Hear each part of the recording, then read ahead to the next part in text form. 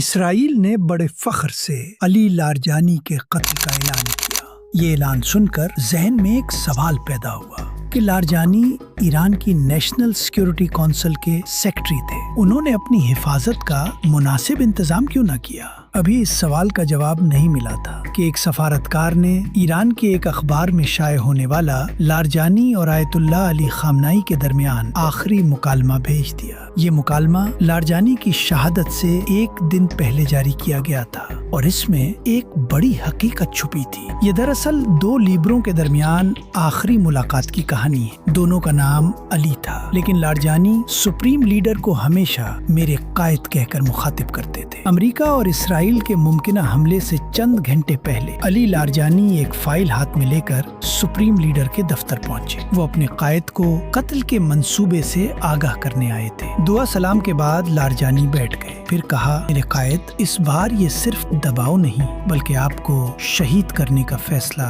کیا جا چکا ہے۔ ہم نے آپ کے لیے ایک محفوظ مقام تیار کیا ہے جہاں دشمن کی نظر نہیں پہنچ سکتی، جہاں میزائل اور جنگی طیارے بھی آپ تک نہیں پہنچ سکیں گے۔ یہ کوئی چھپنے کی جگہ نہیں بلکہ عارضی قیام گاہ ہے۔ سپریم لیڈر خاموش رہے اور کچھ دیر بعد مسکرا کر پوچھا، جب آپ میرے پاس آ رہے تھے تو آپ کو کس جواب کی توقع تھی؟ لارجانی نے کہا، مجھے خدشہ تھا کہ آپ انکار کر دیں گے، لیکن میرے قائد، قوم کو آپ کی ضرورت ہے۔ ہم یہ جنگ اپنے کمانڈر کے بغیر نہیں لڑ سکتے۔ سپریم لیڈر مسکرائے اور کہا، ریاستی لحاظ سے آپ کی بات درست ہے، لیکن ایک لمحے کے لیے اس معاملے کو دوسرے زاویے سے دیکھتے ہیں۔ اگر میں خود غائب ہو جاؤں تو اپنے سپاہیوں کو کیسے کہوں گا کہ موت کے سامنے ڈٹ جاؤ؟ اگر میں میدان چھوڑ دوں تو قوم کو حوصلہ کیسے دوں گا؟ ہم حسین ابن علی کی اولاد ہیں اور حسین کو اپنے انجام کا علم تھا، لیکن وہ میدان چھوڑ کر نہیں گئے بلکہ کربلا تک پہنچ گئے۔ امام حسین کی فوج چھوٹی تھی،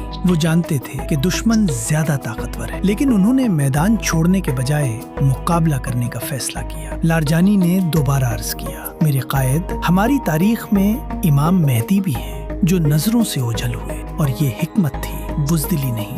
سپریم لیڈر نے جواب دیا، فرق یہ ہے کہ جب امام مہدی غائب ہوئے تو ان کے پیچھے کوئی فوج نہیں تھی، لیکن آج میری قوم اور فوج میرے ساتھ کھڑی ہے۔ لیڈر کے پیچھے قوم ہو اور وہ جان بچانے کے لیے غائب ہو جائے تو وہ تاریخ پر سوال بن جاتا ہے۔ لارجانی خاموش ہو گئے اور واپس چلے گئے۔ کچھ دیر بعد سپریم لیڈر اسرائیلی میزائلوں کا نشانہ بن گئے اور شہید ہو گئے، لیکن ایران میں رجیم چینج کا خواب پورا نہ ہو سکا، کیونکہ قتل حسین اصل میں مرگ یزید ہے۔ جو لیڈر موت سے گھبرا کر غائب ہو جاتے ہیں وہ قوم کی یادداشت سے بھی غائب ہو جاتے ہیں، اور جو ڈٹ کر کھڑے رہتے ہیں وہ تاریخ بن جاتے ہیں، اور سچ کی قربانی ظلم کے زوال کا آغاز بن جاتی ہے۔